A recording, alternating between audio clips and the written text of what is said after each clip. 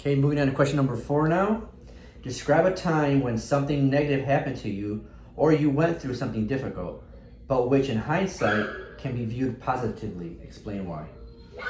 It's funny that that question is worded the way it is because I have a friend. She's the vice president of the Psychology Honor Society that I'm president for. And one day we were talking about the unfortunate things that happen to you in life, and she was telling me how some people are unfortunately fortunate. I didn't quite understand what she meant until I was writing my personal statement and I was evaluating the things that brought me to medicine. And what she meant was that there are individuals who, of course, go through unfortunate circumstances, whether it be the loss of a loved one, loss of a parent, or a car accident. And through those unfortunate circumstances, they're fortunate enough to find a calling through it. And that's something that happened to me. Even though when I was 5 years old, I ended up developing those absence seizures, they went away when I was 12 and I thought I was good to go.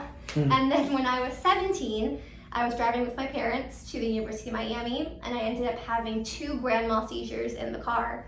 And I ended up being diagnosed with a generalized seizure disorder.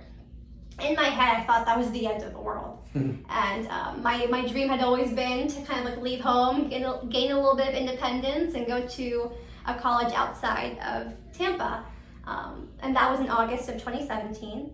In February of 2018, I got a job as a file clerk at a family physician's office. And that was the same month that I got the offer from USF, and I got the acceptance to USF and Miami.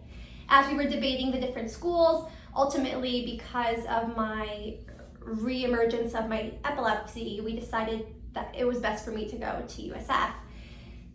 In my head at the time, I thought it was derailing all of my plans because I did not want to stay home. I wanted to go somewhere else. I wanted to broaden my horizons and just gain exposure somewhere else. Gotta spread your wings a little bit. I wanted to spread my wings a little bit, yes I did.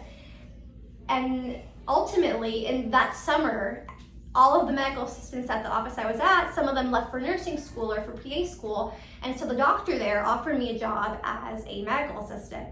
And I ended up working for him for 3 years and getting almost 4,000 hours of clinical experience. I got to work with patients.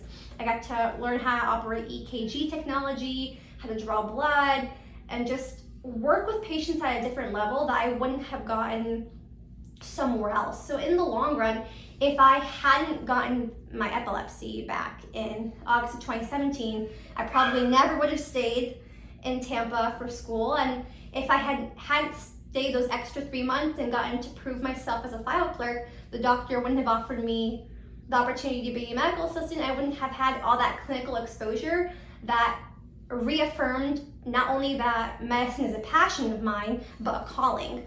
Ultimately, I feel like a lot of individuals sometimes choose medicine and then they're not really sure it's for them until down the road when they're kind of stuck and they don't really have the alternative to change. Sometimes they're in too deep and they're not sure if it's something that they actually want or something that they're forced into because they've been doing it for so long.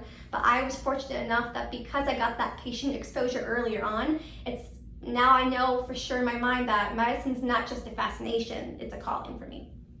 Good.